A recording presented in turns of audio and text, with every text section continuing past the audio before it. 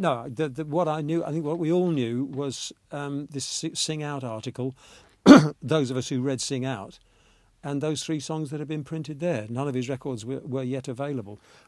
When he came over, he gave me a copy of, me and my then wife gave us a copy of the first album, and said, "This is crap. You've got to get." He didn't say crap. I can't remember the word he used. Maybe he said rubbish. This is no good.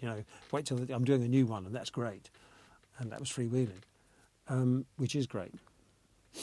I like the first one. I like it enormously. But then the great thing about Bob Dylan is that he responds instantly to his surroundings. So he gets into a recording studio, and all he wants to do is have fun. So he starts doing all sorts of stuff that he's never done before. Does a slide guitar solo with his girlfriend's lipstick. Stuff like that. And I can't remember which track it is on that first album. It's done with a slide guitar and his girlfriend's lipstick, but one of them is. At one point, the recording engineer said to him, "Come on, you're a folk singer. Why don't you sing a folk song?" And he said, "I don't know, what's a folk song?" And he said, "Well, any folk singer who I've ever recorded always sings Pretty Peggy-O." So he stood up. He just basically stood up and he sang the verses he knew, and then he made up on the spot some other verses, and came to the end of the song. It's what sort of thing he did, and it works triumphantly well. It's very hilarious, but.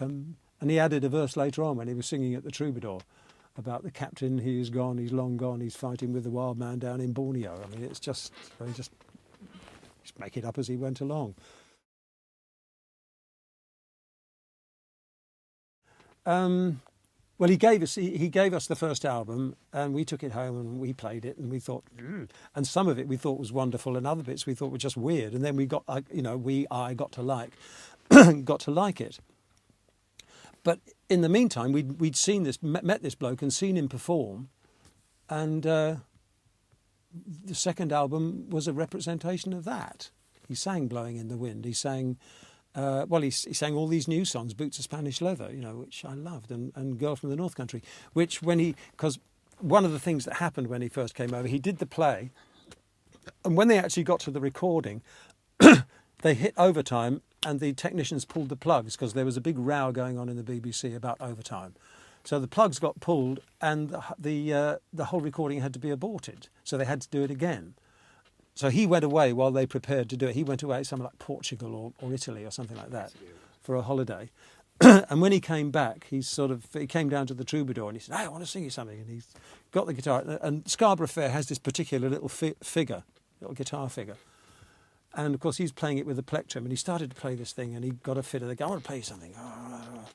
If you're travelling in the north..." "Oh, shit, man."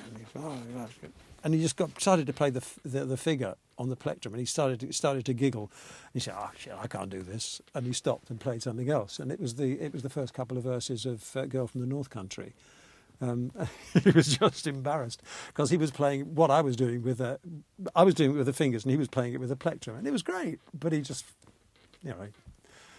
suddenly thought, this is silly. But that's the kind of bloke he is. He's a sweet-natured man.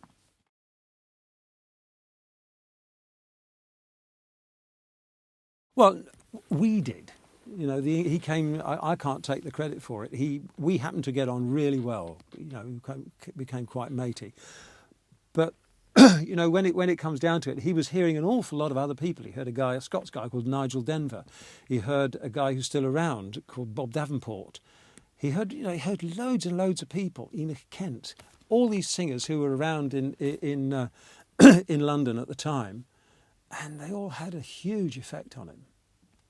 And he went back, and of course he was around the people like the Clancy brothers, and people like that, and.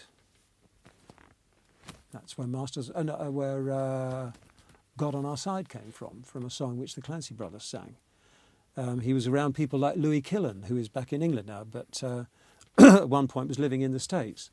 There's a song called "The Leaving of Liverpool," which Louis used to sing, and he heard that, and he wrote a song, I think it's just called Leaving the First Hour of the Morn. Do you know that song? I can't remember what it's called. It's a leaving song, anyway. He wrote songs around traditional songs. I wasn't the only person he learned from. He just learned... he was a piece of blotting paper. and not just in Britain, in the States too. You know, he did actually annoy some people by being such an effective piece of blotting paper. But I don't understand that personally. I think it's fantastic. Somebody suggested that "Blowin' in the Wind" was actually a reworking of a tune called "No More Auction Block." You know, I have no idea if that's true. There's only a limited number of notes in the scale, aren't there? You've got to trip over each other at some point.